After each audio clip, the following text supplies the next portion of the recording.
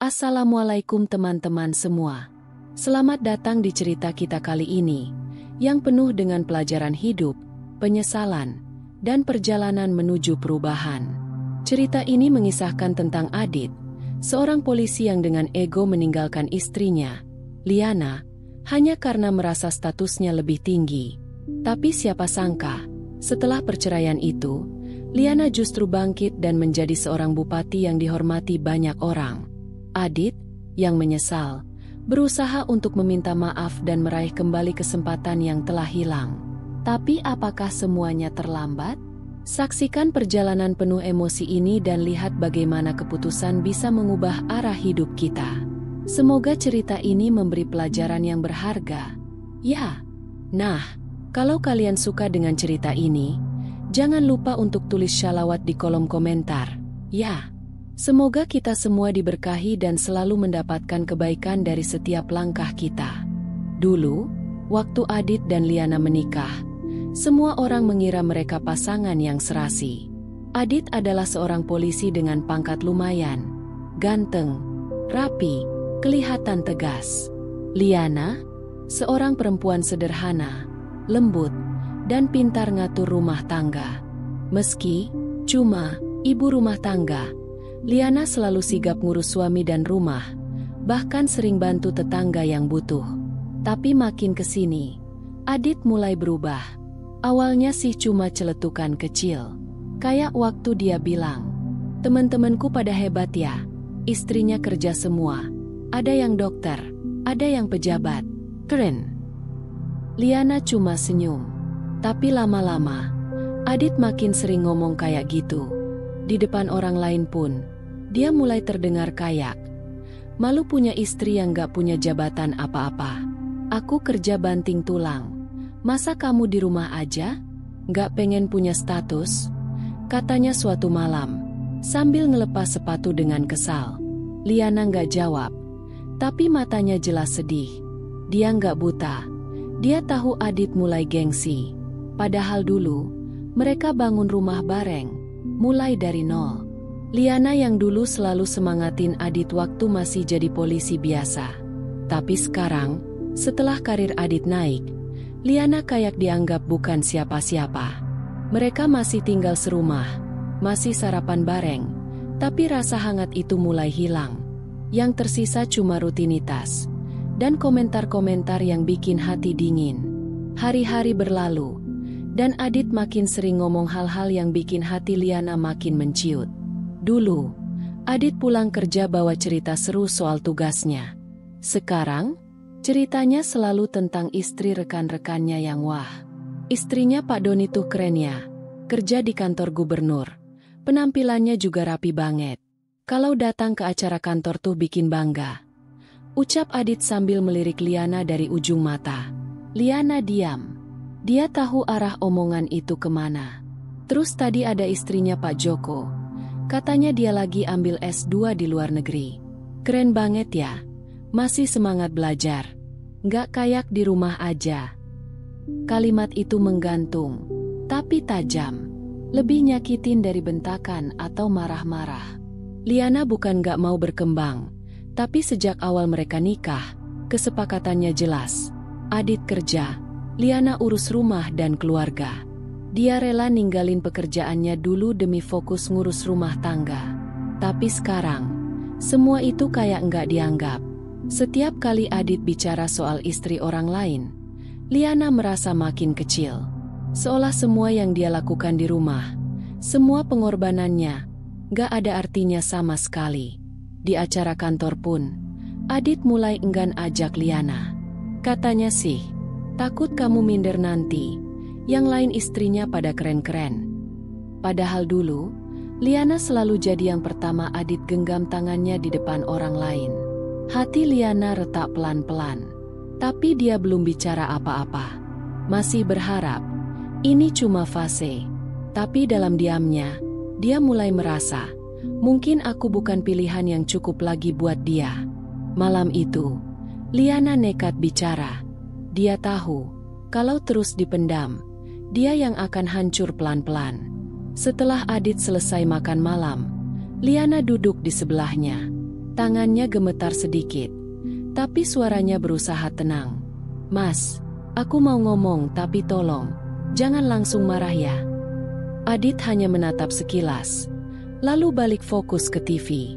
Liana melanjutkan. Aku ngerasa, kamu udah beda. Aku tahu aku bukan istri yang punya jabatan. Aku nggak sekeren istri-istri temanmu.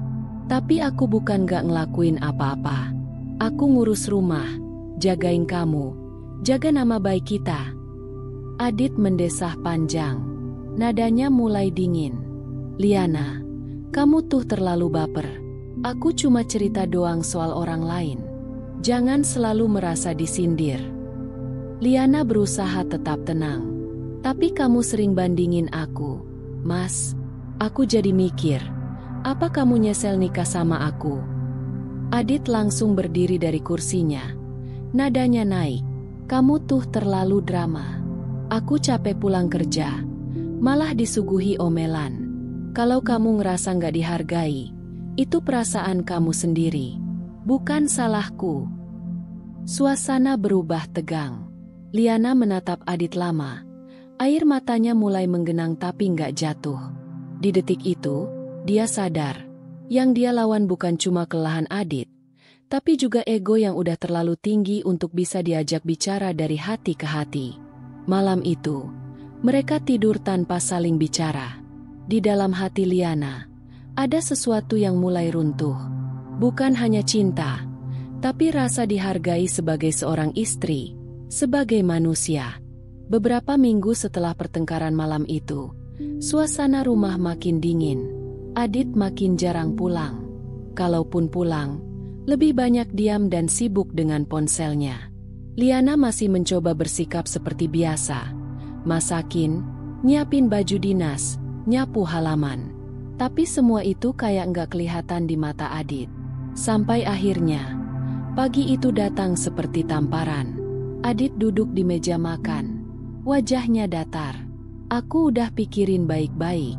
Kita pisah aja, Lan. Liana yang lagi menuang teh langsung terdiam. Tangannya gemetar. Air dalam cangkir tumpah sedikit. Mas serius? Tanyanya pelan. Suaranya hampir nggak keluar. Iya, aku nggak bisa terus kayak gini. Karierku mentok. Aku butuh pasangan yang bisa bikin aku naik level.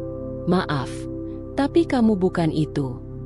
Kata-kata Adit seperti pisau yang ditusukkan pelan tapi dalam.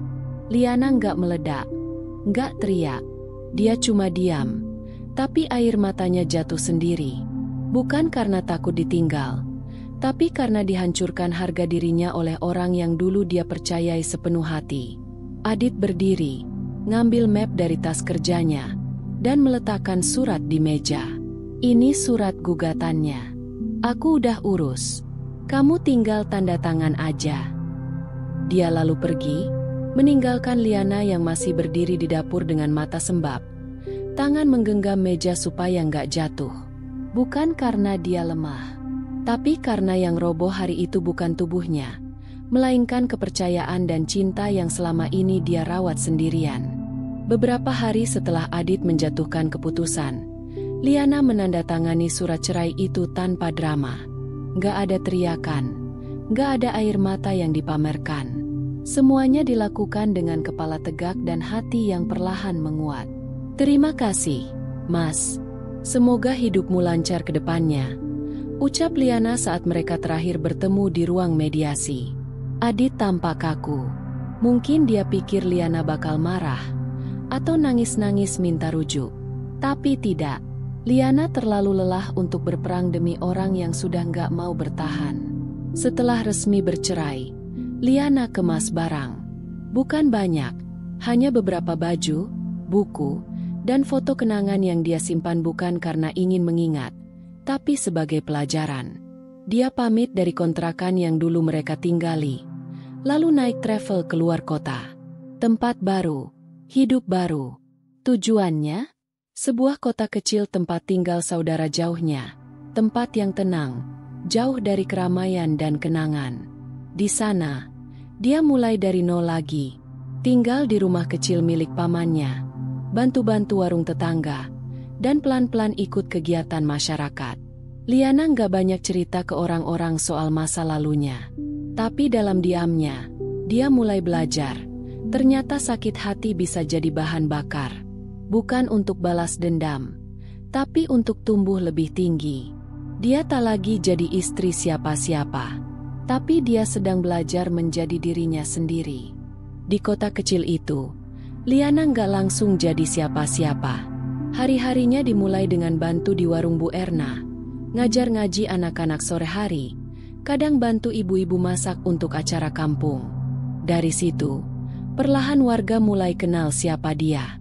Sampai suatu hari, Ketua RT minta bantuan Liana buat ngisi pelatihan ibu-ibu muda soal pengelolaan keuangan keluarga. Bu Liana kan pernah kerja kantoran, pasti ngerti. Biar ibu-ibu sini bisa belajar juga, kata Pak RT. Awalnya Liana ragu, tapi dorongan warga bikin dia akhirnya berdiri di depan belasan ibu-ibu, ngomong dengan bahasa sederhana soal nyusun anggaran rumah tangga, nyimpen uang darurat, dan pentingnya mandiri secara finansial. Ternyata, mereka suka. Bu Liana enak banget jelasinya. Nggak sok pinter tapi ngerti semua, ujar salah satu peserta. Sejak saat itu, Liana mulai aktif di komunitas perempuan desa. Dia bantu bikin pelatihan menjahit, kelas parenting, sampai bantu urus anak-anak putus sekolah biar bisa belajar lagi. Namanya mulai dikenal, bukan karena sensasi, tapi karena kerja nyatanya.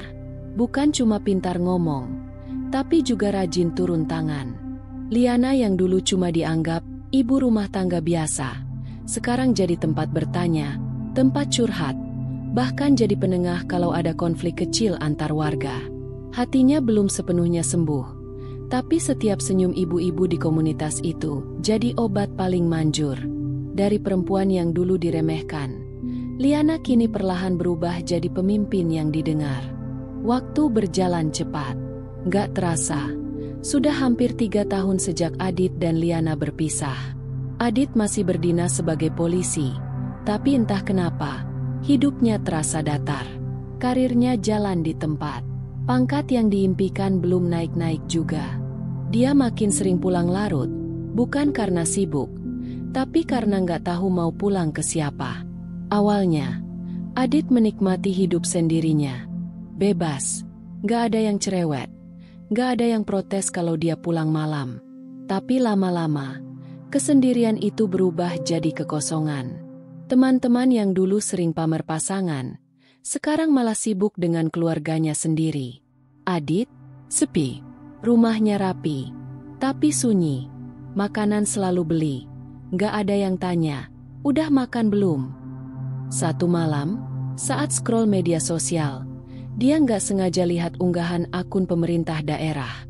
Di sana ada foto Liana, berdiri di depan panggung kecil, memegang mikrofon dengan latar belakang spanduk bertuliskan, pelatihan kepemimpinan perempuan desa bersama Liana Putri. Adit bengong. Liana yang dulu dianggap cuma ibu rumah tangga biasa, sekarang tampil percaya diri, pidato di depan banyak orang, dan disebut sebagai tokoh inspiratif lokal. Dia mulai cari tahu dari grup-grup WhatsApp alumni, obrolan sesama rekan dinas, bahkan berita lokal. Nama Liana muncul di mana-mana. Dari komunitas kecil, dia sekarang aktif di forum kecamatan, jadi pembicara nasional soal pemberdayaan perempuan. Bahkan kabarnya sedang disiapkan jadi calon kepala daerah. Adit terdiam lama malam itu. Bukan hanya karena kaget, tapi karena untuk pertama kalinya, dia merasa kehilangan sesuatu yang sebenarnya tak pernah dia jaga. Nama Liana makin dikenal. Bukan cuma di lingkup desa, tapi juga kabupaten.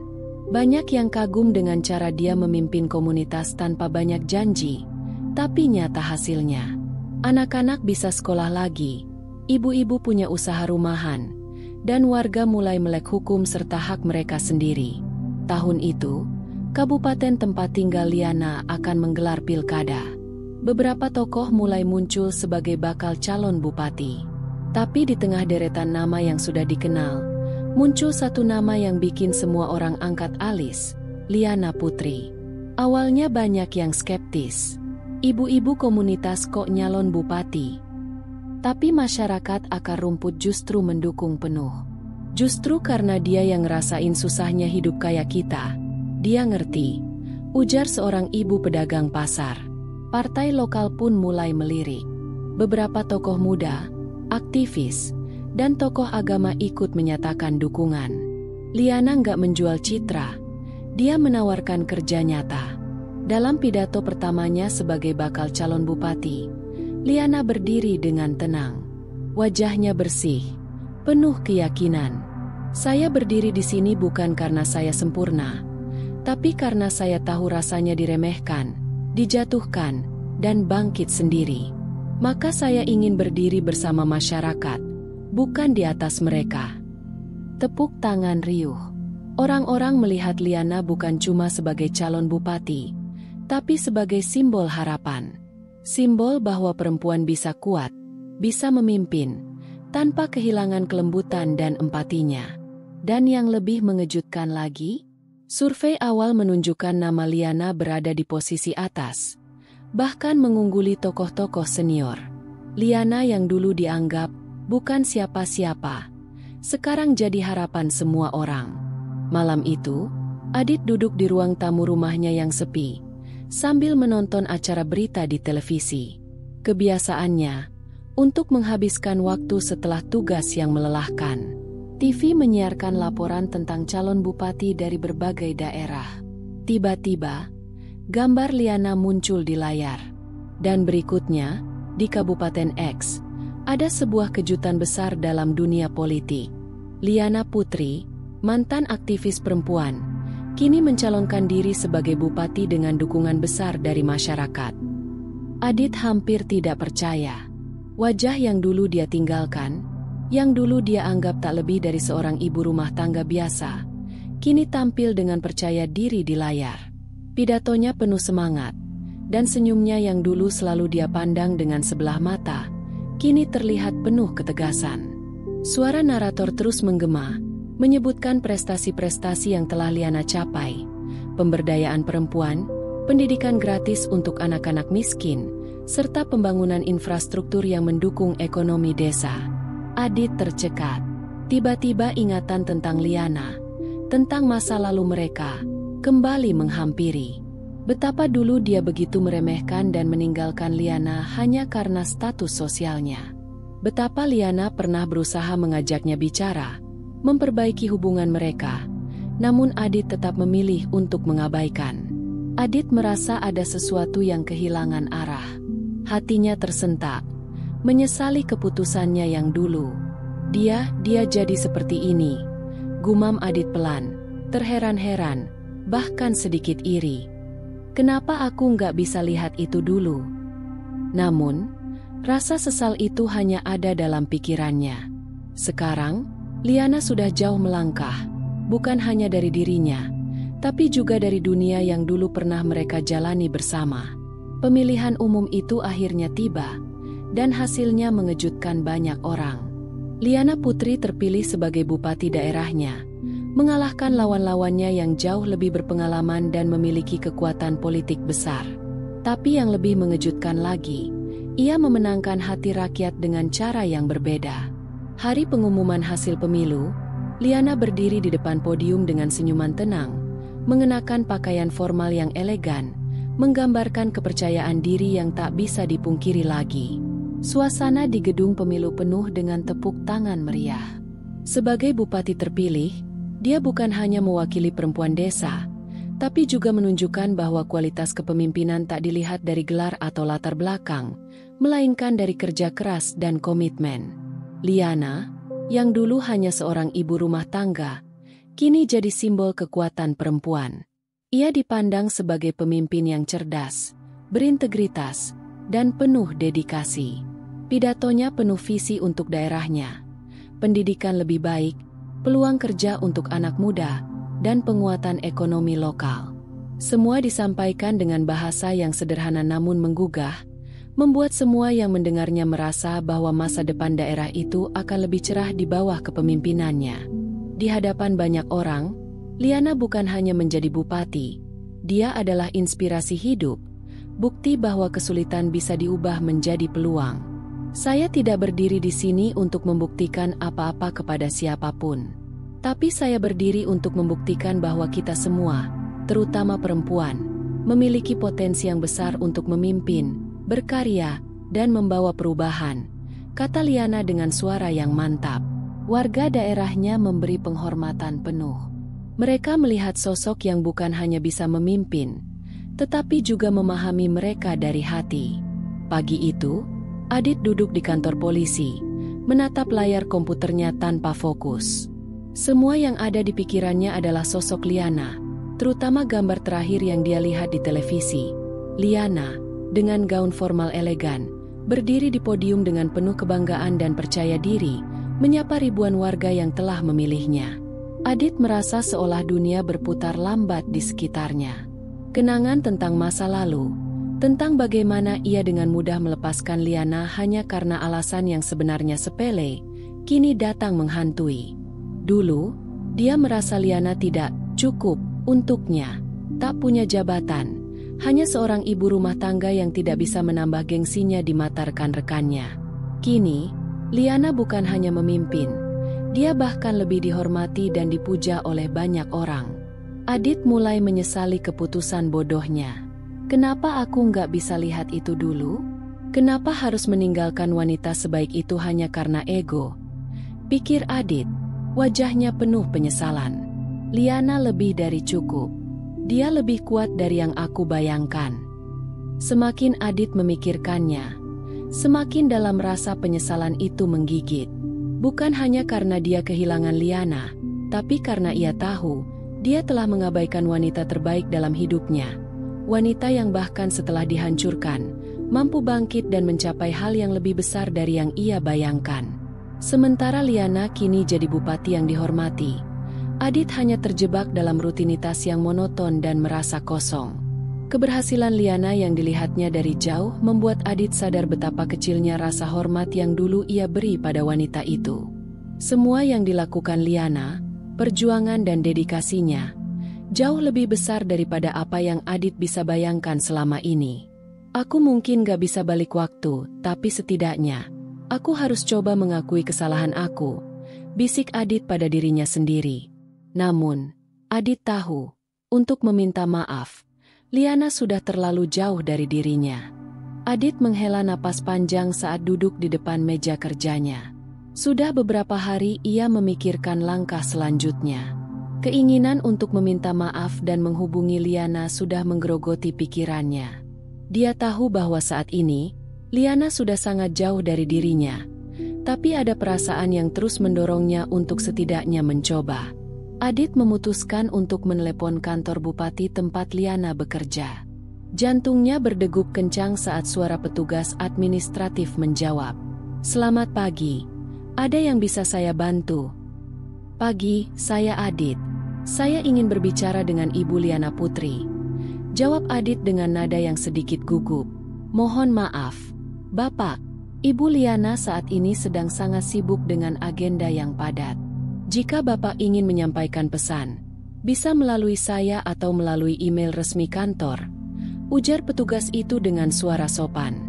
Adit mengangguk meski tahu bahwa peluang untuk langsung berbicara dengan Liana sangat kecil.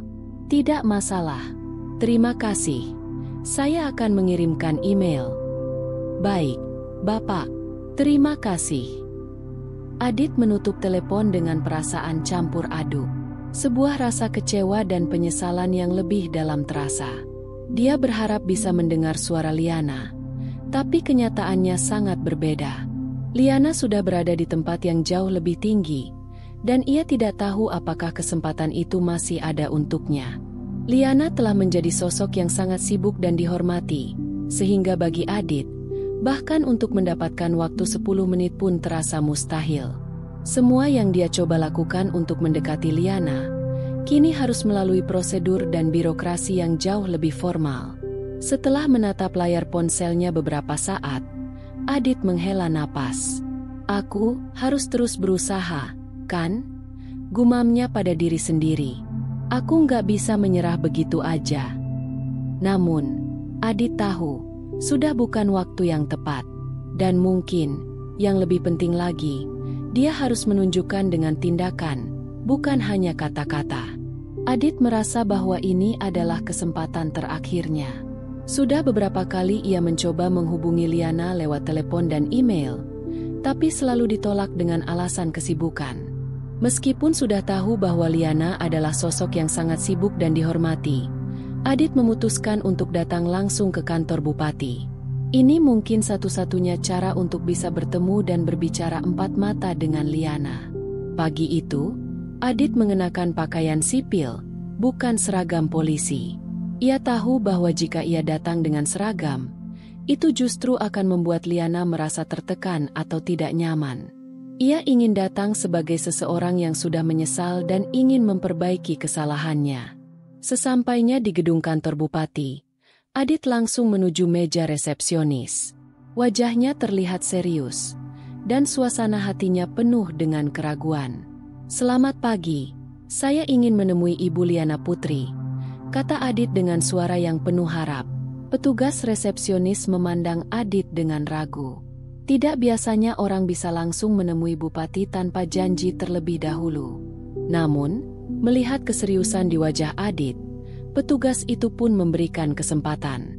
"Maaf, Bapak, Ibu Liana sedang dalam rapat. Namun jika Bapak bersedia menunggu, saya akan sampaikan pesan," jawab petugas dengan sopan. Adit mengangguk. "Saya akan menunggu."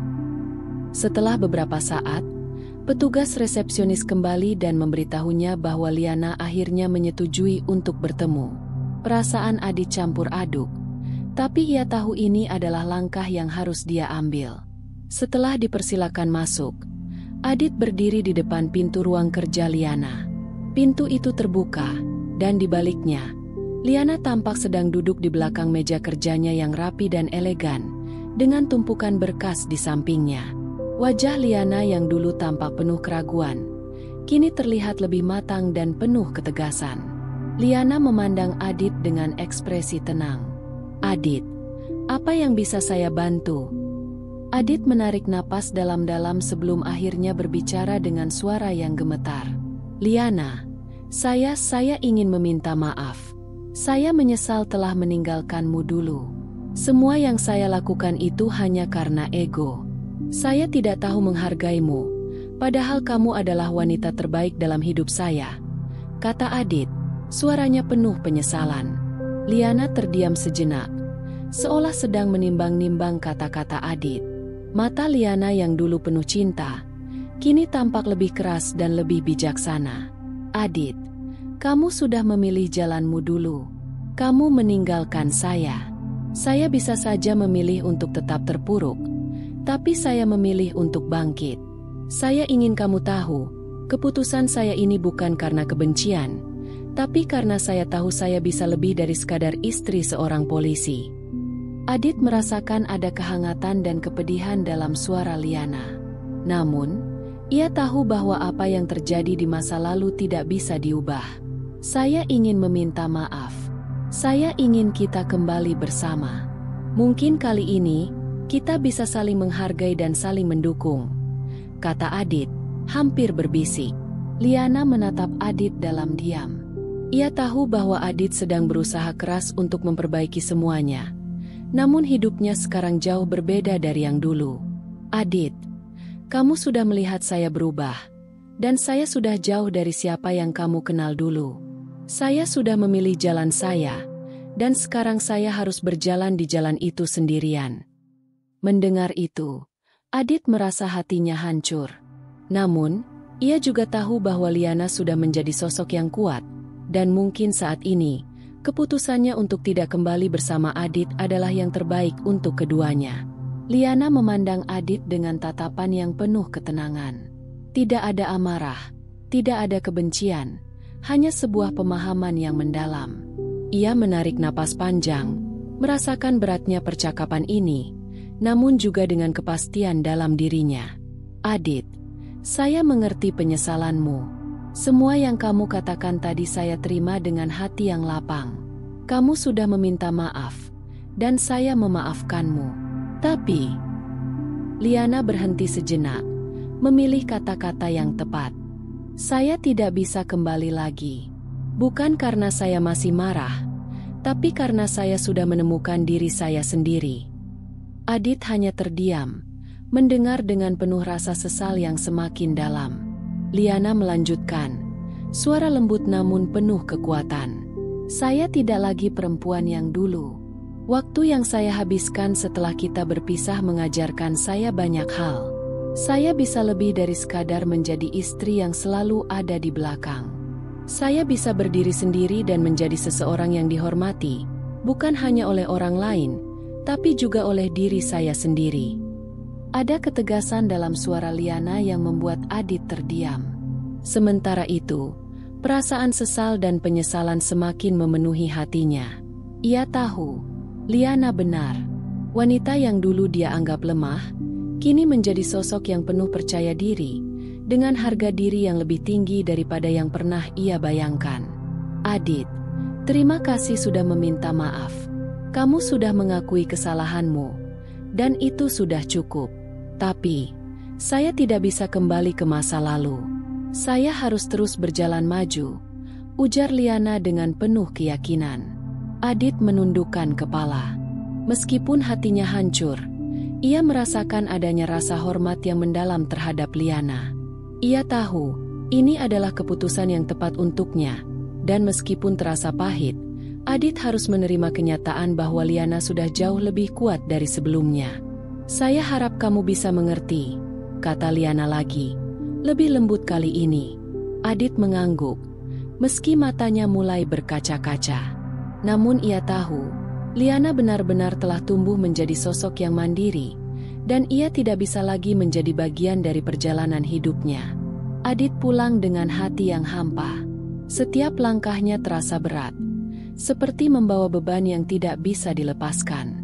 Keputusan Liana untuk tidak kembali padanya memang sudah diprediksi, tapi kenyataan tetap saja menyakitkan.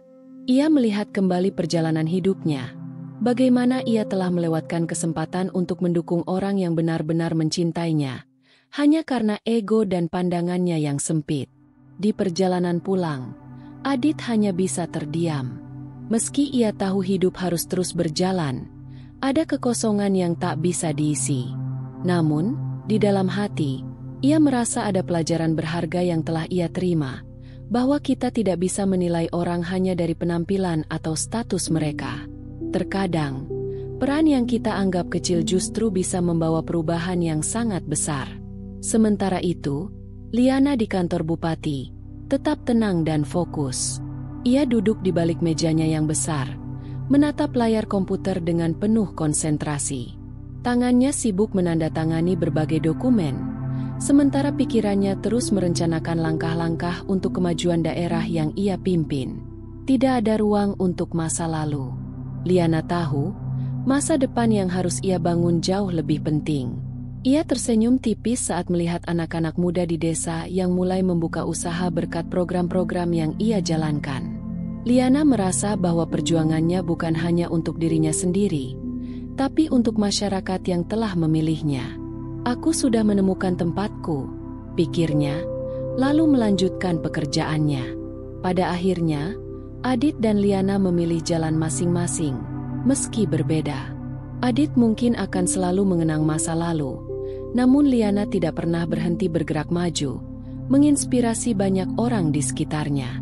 Cerita ini ditutup dengan sebuah pesan yang sederhana, namun penuh makna.